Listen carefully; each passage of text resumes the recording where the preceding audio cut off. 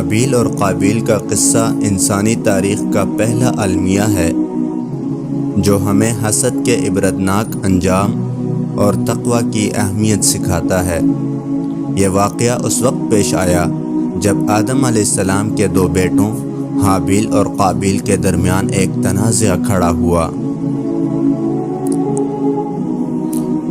اللہ تعالیٰ کے حکم کے مطابق دونوں بھائیوں کو اپنی اپنی کمائی میں سے اللہ کی بارگاہ میں قربانی پیش کرنی تھی۔ حابیل ایک چرواہا تھا۔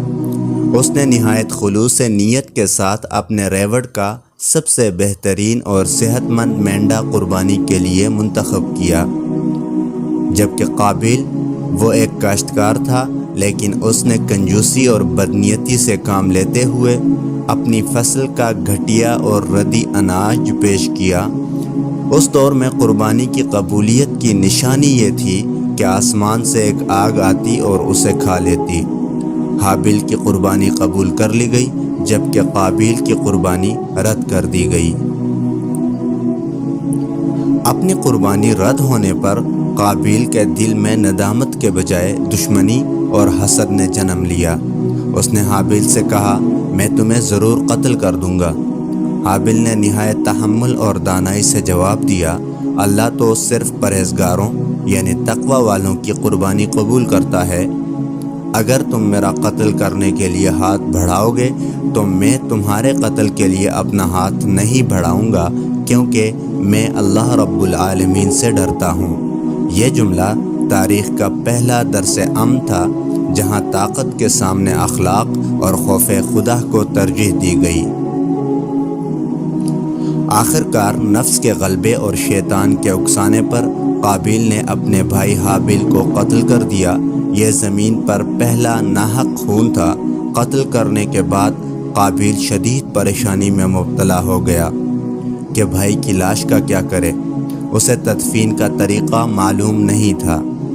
تب اللہ تعالیٰ نے ایک کوا بھیجا جس نے زمین کھود کر ایک دوسرے مردہ کوے کو دفن کیا۔ یہ منظر دیکھ کر قابیل چیخ اٹھا، افسوس مجھ پر، کیا میں اس کوے جیسا بھی نہ ہو سکا کہ اپنے بھائی کی لاش چھپا لیتا۔ اس واقعے سے ہمیں کیا سبق ملتا ہے؟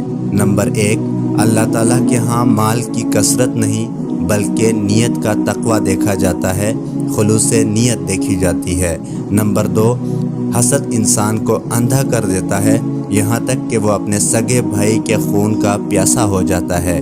اور نمبر 3، اسی واقعے کے بعد قرآن پاک میں واضح کیا گیا کہ جس نے کسی ایک انسان کو ناحق قتل کیا گویا اس نے پوری انسانیت کو قتل کر دیا۔